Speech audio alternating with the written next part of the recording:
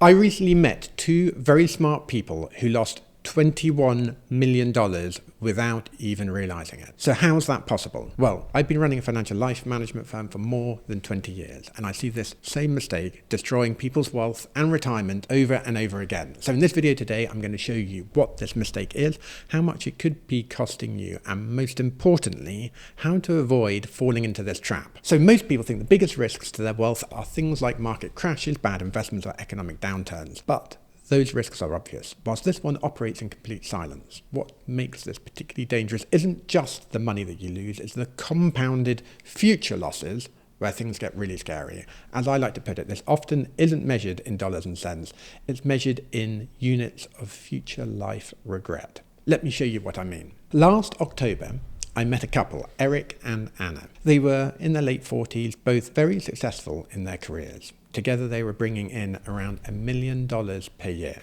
By any measure, they were doing exceptionally well and had managed to accumulate $5 million in savings.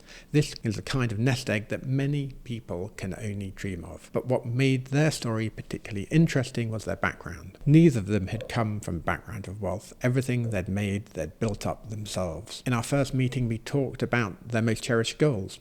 Eric was particularly focused on making the most of what we call the first mountain in life, the unique window of high earnings before moving on to the second mountain after perhaps the age of 55. When we met again, I showed them the two different paths their future could take. We put it together into their life strategy, mapping out every detail, their retirement plans, future property purchases, university fees for their kids, how they might help their elderly parents and even their grandchildren. Think of it like a financial roadmap for their entire life, one that could ensure that they never run out of money before running out of life. And everything looked good on paper, and then something interesting happened. They did what felt completely logical at the time. They decided to wait. You see, Eric and Anna were convinced that markets were too high and they should wait for a more perfect time to invest their money, which seemed completely reasonable given we're constantly bombarded by negative headlines. But here's the thing about investing. What feels safe in the short term is often the most dangerous to us in the long term. What I've learned, and what every successful I know shares, is the importance of separating their emotions and personal feelings from their investment decisions, because the two are really not that connected. Whilst waiting may feel safer, it's actually far riskier to bury your head in the sand by kicking investment decisions down the road. And the cost of this mistake is far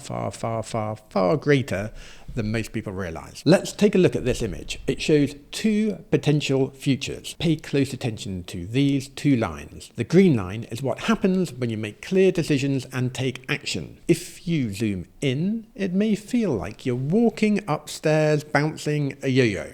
But whenever you zoom out, it steadily climbs towards what we call a flourishing future, one with financial success, which includes financial freedom, peace of mind, prosperity, and a thriving life. Day in and day out, my team spend tens of thousands of hours optimizing these green lines for successful international professionals, so we see hundreds and hundreds of them each year. Now, let's look at this red line. This is what happens when fear takes over your financial decisions.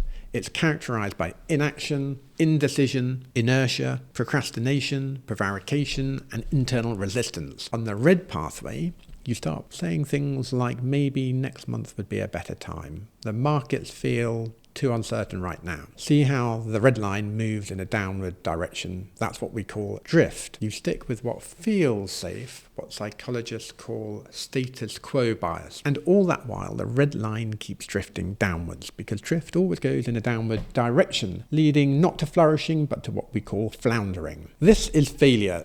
Languishing finances and undignified retirement where you go cap in hand to the children for handouts. Or worse, you run out of money before you run out of life, which I'd personally rather have root canal surgery without anaesthetic. It isn't always this bad. Given I work with the wealthy and affluent clients, it can also just be missed opportunity to maximize the experiences with your loved ones, to create those important life memories, or do things that are important to you, like helping your children at key life stages. This is more what I would call drifting in the amber zone. And this is exactly what happened with Eric and Anna. You see, just a few weeks ago, I decided to run their numbers again, and what I discovered made my stomach churn. The recommended portfolio had grown 12% since we spoke. Now that 12% might not sound like much, but on $5 million, that's 600,000 that they're going to miss out on. And when we plugged this number into their life strategy, their wider plan, the real cost was clear. Even using an ultra-conservative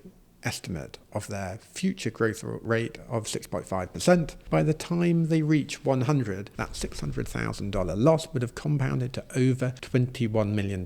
Yes, $21 million, that is not an exaggeration. That's the real calculated minimum cost of delay. And remember what I said at the start. This mistake feels completely logical to us in the moment, because it is logical, at least according to our instincts. You see, as humans, we're wired by evolution to avoid risk. It's a survival mechanism that served us well for hundreds of thousands of years. When we're faced with uncertainty, our gut tells us to wait till a safer time. But when it comes to investing, those instincts can be our very worst enemy. Letting your cash sit in a bank account or term deposit being eroded by inflation instead of investing in dozens of countries day and night and exposed to the best part of 13,000 of the great companies of the world is the most common cognitive flaw that we see families make, one that robs them and their families of the better future. So, how do you avoid falling into this trap?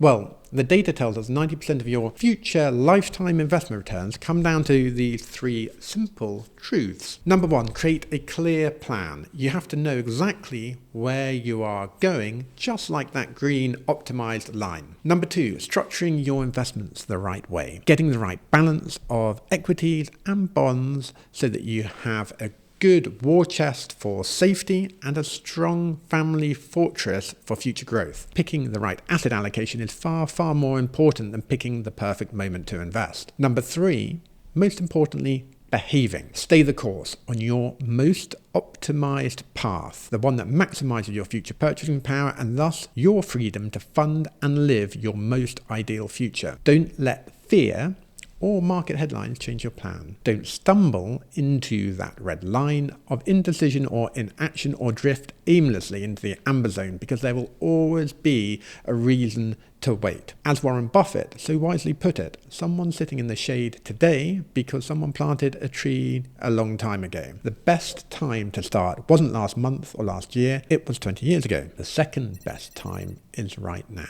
Because wherever you are on your wealth creation journey, when we think about you and your best future, the distance between the green line and the red line is never ever going to be closer than it is today. To use an airline analogy, I can't get Eric and Anna on the plane they want to because that plane is already 30,000 foot in the air, whilst they're standing on the runway surrounded by their kids and suitcases.